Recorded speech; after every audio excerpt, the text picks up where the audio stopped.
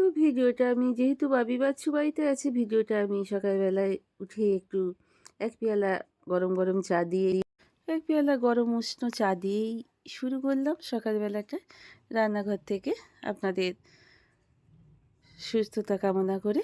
তো চলুন, যেহেতু টাইপড নেই, একটু সরে যাচ্ছে এক হাতে ধরে করা, তো আপনারা তো আরসি করেই দেন আর আমার ভিডিও এই অবস্থাতেই দেখেন, তার জন্য আপনাদের অশেষ কৃতজ্ঞ। তিনজনে একটু বসে গল্পগুজব করে নিয়ে চাটা খেয়ে নিয়ে মাছটা ফ্রিজ থেকে বার করে নিয়েছিলাম অনেকক্ষণ আগেই, বরফ জমেছিল। বরফটা ছেড়ে গেলে একটু ভালো করে নুন হলুদ দিয়ে ম্যারিনেট করে নিচ্ছি। আজকে সবারই জন্যই করবো একটু কাটাপোনা মাছ। খেতে তো ইচ্ছা করে, বলুন, যতই অসুস্থতা বোধ করি এক একদিন মনে হয় না একটু ভালো কাটাপোনা মাছ খাই। কিন্তু ওই যে বলেছি না, সব কিছুর একটা যোগ্যতা থাকার দরকার।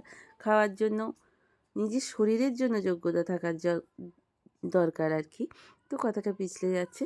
তো যাই হোক, একপাশে ভাত চাপিয়ে দিয়েছি, ম্যারিনেট করে মাছটা রেখে দিয়ে অন্য কাজে যাব। চাপিয়ে দিয়ে মাছটা ম্যারিনেট করে চলে এলাম। দুদিন ধরে কাচাকুচি হয়নি, জমেছিল অনেক জামা প্যান্ট। তো যাই হোক, সেগুলো একটু ভিজিয়ে রেখে দিই। একটু ভিজলে, তবে কাচলে এমনি অনেকটা ময়লাটা ছেড়ে যায়। তো ভিজানো থাক এখন জামাকাপড়। তো চলুন, কাচাকুচিগুলো ভিজিয়ে দিয়ে উঠোনটাকে আমি ঝাঁট দিয়ে পরিষ্কার পরিচ্ছন্ন করে দিলাম। করে নিয়ে বাসন কোসনও মাজা হয়ে গেছে, কাচাকুচিগুলো ভিজিয়ে রেখে দিয়েছি, জলটাও আমি কিছু ট্যাগ করে রেখে দিয়েছি। তো চলুন, বাসনগুলো যখন মাজা হয়ে গেছে এগুলো তুলে ফেলি, কারণ এখানে আবার কাচাকুচি করে নেব, নাহলে সাবান জল আবার, সার্ফের জল আবার ছিটকে লাগবে বাসনে। চলে এসেছি আবার রান্নাঘরে, ভাতটা আমার হয়ে গেছে অলরেডি। এইদিকে মাছগুলো একটু ভাজতে বসিয়ে দিয়েছি। তো এখনও স্নান আমি করিনি, চাটা খেয়েছি, তো খেয়ে এইবার একটু রান্না এগিয়ে রেখে দিয়েছি। ভাত আর মাছটা কিছুটা রান্না এগিয়ে রেখে দিয়ে তারপর স্নানে যাব।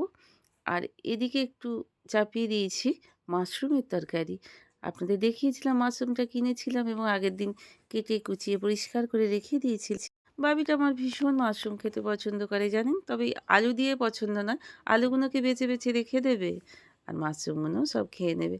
কিন্তু আমার এই যে ওভেনের মাথাটা একদিকটা ভেঙে গেছে, তাই কড়াই একবার মনে হচ্ছে নাগরদোল্লার মতো হচ্ছে, দেখেছেন, উঠছে আর নাচছে। আমরা মেয়েরা কি বলুন তো, ঘরের কোনো জিনিসটা ভেঙে চুরে গেলেও ফেলে দিতে ইচ্ছা করে না, কখন কোন সময় দরকার পড়ে যাবে। আমার বড় মামা বলতেন, যেটাই রেখে দিবি সেটাই একদিন না একদিন ঠিক দরকারে লাগবে। তো মাছটা ভাতটা করে রেখে দিয়ে আমি চলে গেছিলাম সানেতে পুজোতে, তাও ব্রেকফাস্ট করে নিয়ে চলে এসেছি একটু লাউ পাতার ভর্তা বানাতে। তো এদিকে একটু লাল লাল করে আলু ভাজাও ভাজছি বাবির জন্য, বাবি খেতে খুব পছন্দ করে। তো এদিকে চলছে লাউ পাতার ভর্তা, আর এদিকে চলছে আলু ভাজা। আলু ভাজা, লাউ পাতার ভর্তা, মাশরুমের ঝাল দিয়া, কাটাপোনা মাছের ঝাল। আজকের মোটামুটি এই হচ্ছে লাঞ্চ মেনু। তো চলুন, লাউ পাতা ভাতাটা সব কিছু দিয়ে দিয়েছি, ভালো করে পাতাগুলোকে ধুয়ে ভালো করে বেটে নিয়ে। তো মোটামুটি খেতে খুব, বাবি তো বাড়িতে থাকতে পায় না, তো ছুটি ছাটা পায় না, দুদিন ধরে ছুটিতে আছে বাড়িতে। তো তাই জন্যে যেটা খেতে পছন্দ করে সেগুলোই ওকে একটু করে রান্নাবান্না কমপ্লিট করে নিয়ে চলে এসেছিলাম ফ্যানটাকে একটু পরিষ্কার পরিচ্ছন্ন করতে। তাই না দেখি আমার খেপিকে চলে এসছে, আমার বাবি মাটা চলে এসছে। বললো, মা তুমি সরো, আমার তো এখনও স্নান হয়নি, তুমি আর ধুলো ঘেঁটো না, আর ধুলো ঘাটলেও তোমার হাঁচি হবে। আমি ফ্যানটাকে একটু ভালো করে পরিষ্কার পরিচ্ছন্ন পরিচ্ছন্ন করে দিচ্ছি, দিয়ে আমি এদিকে চলে এলাম। তাহলে আমি এখানে গাছটাকে, মই গাছগুলোকে কেটে একটু ফেলে দিই। তো যাই হোক, যেহেতু ট্রাইপড নেই, ভিডিওটা আপনাদের আমি কাটাটা দেখাতে পারলাম না। তো কেউ ধরে নেওয়ার নেই, বাচ্চা একটু বাইরে গেছে, তাই জন্য এগুলো কেটে নিলাম। এবার এখানটাও একটু পরিষ্কার পরিচ্ছন্ন করে নেব। সব আবর্জনাগুলোকে সব ফেলে টেলে দিয়ে এসে কাচাকুচিগুলো করে শুকোতে দিয়ে দিয়েছি। কিন্তু তার সঙ্গে আরও বেশ কিছু জামা টামা ছিল, সেগুলোকে আবার একটু ভিজিয়ে ফেলবে। কোথাও দূরে ঝগড়া শুরু হয়েছে, ঝগড়া শুনলে আমার মনটা কেমন যেন উথাল পাতাল করে। যাই হোক, মেনুটা আপনাদের মুখে বললেও তো হবে না, একবার দেখিয়ে দিই। কাটাপোনা মাছের ঝাল দিয়া, মাশরুমের তরকারি, আর ওখানে তো আলু ভাজা আর লাউ পাতার ভর্তা আছে। আজকে না তিনজন মিলে লাঞ্চটা আমাদের একসঙ্গে বসে জমে যাবে। করে নিয়ে একটু গড়াগড়ি দিয়ে নিয়ে উঠে পড়েছি, ইভিনিং ওয়ার্কে বেরিয়ে পড়লাম। আজকে একটু অন্য রাস্তা দিয়ে যাচ্ছি জানেন তো, এই রাস্তাটা দিয়ে যাচ্ছি। এই রাস্তাটা আপনাদের একদিনও দেখানো হয়নি। তো সন্ধে সন্ধে হয়ে এসছে। তো তো সূর্য ডুবার ডোবার মুখে তো এদিক দিয়ে যাচ্ছি রাস্তাটা। এদিকে অনেকটা আপনাদের আগের দিনও বলেছি ধুলোধালা অনেক কম থাকে। আর এই সজনে গাছটায় কী অপরিসীম সজনে ফুল এসছে। এখন 250-300 টাকা সজনে ফুলের কেজি। তো দেখে লোভ হয়, কিন্তু কি করব বলুন? কিনে এনেই খেতে হয়। তো যাই হোক, এদিকেই জমিতে দেখছি হঠাৎ করেই চোখ পড়ল, দেখছি যে শশা গাছ লাগিয়েছেন চাষিরা। তো বেশ বড় বড়ও হয়ে গেছে। জলে জলে অনেক গাছই নষ্ট হয়ে যাচ্ছে। তো কি করা যাবে, চাষিরা তো সেই তবুও যতই নষ্ট হয়ে যাক, সেই আশায় মরে চাষায় কথাটা বলে না? তো গাছপালা লাগাতে কখনোই ভোলে না। তো চলুন এবার আমি উঠে পড়লাম বাঁধের ধারের একটা রাস্তা দিয়ে যাচ্ছি। দেখুন লাল মাটির রাস্তা। এখানটা পাকা পিচ বা ঢালাই রাস্তা হয়নি। আর এই বাঁধের ধারে কি সুন্দর একটা বাগান করেছে। কত কি ছিল, সবজি-টবজি সব উঠিয়ে বেগুন গাছগুলো রয়েছে। আর ভীষণ সুন্দর একটা ধুতরা গাছ, পার্পেল কালারের। আমার দেখে গিয়ে ভীষণ ভালো লাগলো। সাদাতে পার্পেল কালারে, তাই আপনাদের একবার দেখিয়ে দিলাম। তো খুব সুন্দর কালারটা। আর যতটা চোখ পড়ছে, এখন আলু পাতা হয়েছে। আলু গাছে এই সময়ও ফাল্গুন মাস পড়ে গেল, তাতেও আলু গাছ ভীষণই ছোট এবছরে।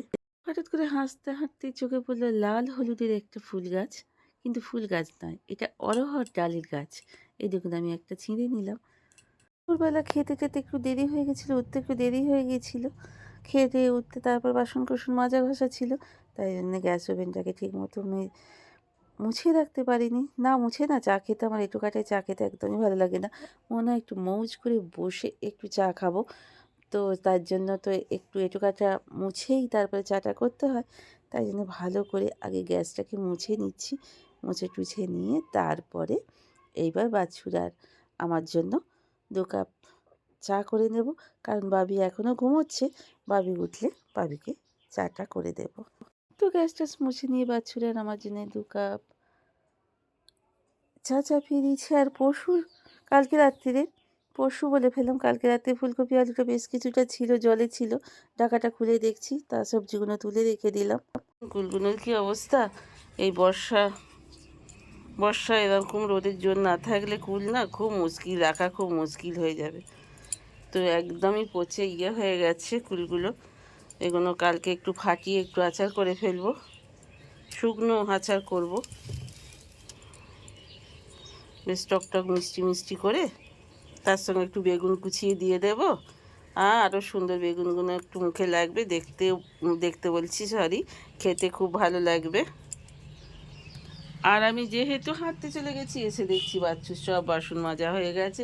এত করে বারণ করছি, বাচ্চুর শরীরটা ভালো যাচ্ছে না জানেন, আমাদের দুজনকার শরীরই ভালো যায় না। তো তাহলেও চলবো এইভাবেই। তো এসে দেখছি বাসন কোসন মাজা হয়ে গেছে, আরও মাজছে বসে বসে। আমি চাটা চাপিয়ে দিলাম। আর সেই সঙ্গে আপনাদের সঙ্গে শেয়ার করি, বাবি এটা নিয়ে এসছে ক্যাম্প খাটের মতো ফোল্ডিং বাচ্চু শোয়ার জন্য। বাচ্চুকে যেহেতু মেঝেতে শুতে হয়, কিন্তু বাচ্চু শুয়ে বেশ কমফর্টেবল মনে করছে না, তাই ও কালকেটা পেতে শোয়নি, নিচেতেই ও বিছানা করে শুয়েছিল। সরস্বতী পুজো, ভ্যালেন্টাইন্স ডে, শীতলা ষষ্ঠী সব মিলিয়ে সুন্দর একটা দুটো দিন কেটে গেল। আমাদের বাঙালির এই যে পরব আসছে, কোনো অকেশান আসছে, আস্তে আস্তেই ভালো, নাহলে মনটা কিরম যেই শেষ হয়ে যায় মনটা বিষণ্ণ হয়ে যায় বলুন। সব জিনিসই দেখবেন আস্তে আস্তেই ভালো। তো যাই হোক, মন খারাপ করে তো লাভ নেই। কাজও চলছে, কর্মও চলছে, সবই চলছে, সবই চলবে। এই নিয়েই জীবন, এইটাই জীবন, তাই নয় কি বলি? তো চলুন চাটা দেখি। আমি তো বেশ বসে পড়লাম, এটা বেশ পেতে দিয়েছে এখানে, আর ধস করে বসে পড়ছি, বেশ ইন্টারেস্ট লাগছে। তো আজকে অনেক ভাত আছে কালকে, তো সেই ভাতগুলোকে আজকে ফেলে দেবো না, অনেক ভাত। ভাতগুলো তো কারি ভাতা দিয়ে জিরে রাইস করে নেব। আর যাই চিকেন চাকান যদি কিছু হয় সন্ধেবেলায় তো হবে। টিফিন নিয়ে সন্ধে টন্ধে দিয়ে রান্নাঘরে চলে এলাম। একটু বেগনি আর একটু ছোট ছোট 2-4টি ফুলকপি কুটে নিয়েছি, একটু পকোড়া বানিয়ে নিলাম। তো ভাবিকে একটু মার্কেটিংয়ে পাঠিয়েছি। তো ও বেগনি খাবে না বলেছে, ও বলেছে মটরশুঁটি দিয়ে মুড়ি খাবো মা। তো আমার আর বাচ্চুর মতো একটুখানি বেগনি করে নিচ্ছি সন্ধেবেলায় টিফিনের জন্য। বাচ্চুর আর আমার দুজনের জন্য মুড়ি বেড়ে নিয়েছি। বাবি এখনও ফেরেনি, বাবি এলে ওকে মুড়ি দেবো। তো চলুন মুড়িটা আর বেগনিটা গরমা গরম খেয়ে নিই, তারপরে একটু চা খেয়ে নেব। তো বাচ্চু এখনও বসেনি, বাচ্চু এখন শতরঞ্জিটা পাচ্ছে নিচেই বসে খাবে বলে। আমারও নিচেই বসে খেতে খুবই ভালো লাগে, কিন্তু পায়ের পরিস্থিতি বা ডাক্তারবাবু বাঙ্গালোর থেকে অবশ্য ধরে বারণ করে দিয়েছিলেন নিচেই না বসতে, নিচেই বসে পুজো না করতে, আনাজ ফানাজ না কাটতে। তো বাচ্চু বসে পড়েছে, ওকে মুড়িটা দিয়ে দিলাম, ও নিচেই বসে আছে। আমার মন ফুসফুস করছে, কিন্তু কিছু তো করার নেই। তো যাই হোক, আমি চেয়ারে বসেছি আর বাচ্চু একা বসে, বাচ্চু বলছে যে তো যাই হোক, চিকেন চাকান কোনো কিছুই হলো না। ভাত ছিল, ভাতটাকে গরম করে নিলাম আর ডিম ভেজে নিচ্ছি, আর একটু ফুলকপি দিয়ে আলু দিয়ে বেগুন দিয়ে একটু সর্ষে বাটা দিয়ে একটু তরকারি করে নিচ্ছি। তো এই দিয়েই খাওয়া হয়ে যাবে খুব সুন্দর। আজকে বাবি বললো শরীরটা ভালো লাগছে না, বাচ্চুও বললো আজকে চিকেন চাকান করবো না। তো যাই হোক করিনি। তো ডিম ভাজা তরকারি দিয়েই ভাবলাম যে খাওয়া দাওয়াটা সেরে নিই। তো এইবার রান্নাটা করতে থাকি, ডিমগুলো ভাজতে থাকি। তরকারিটা তো হয়ে গেছে, ভাতও বেড়ে ফেলবো, কারণ গরম গরম ডিম ভাজছি, খাওয়ার সময় হয়ে গেছে। তো চলুন, এইবার তো আস্তে আস্তে বিদায় নেবার সময় হয়ে গেল। তো রাত্রিও বেশ হয়ে গেল, পৌনে 10 রান সার্ভ করতে করতে এইবার আপনাদের কাছ থেকে বিদায় নেবার পালা। তো ভালো থাকবেন, সুস্থ থাকবেন, হাসি খুশি থাকবেন, অল টাইম হাসতে থাকবেন, পরিবারের সঙ্গে সুন্দরভাবে জীবনযাপন করতে থাকুন। আর আমরাও লাঞ্চটা বেড়ে ফেলি, আপনারাও লাঞ্চ করে নিন। সেই সঙ্গে আবার কাল আসছে একটা ব্লগ নিয়ে। ততক্ষণের জন্য শ্রাবণী ভগবানের কাছাকাছি এখানে শেষ হলো। Good night.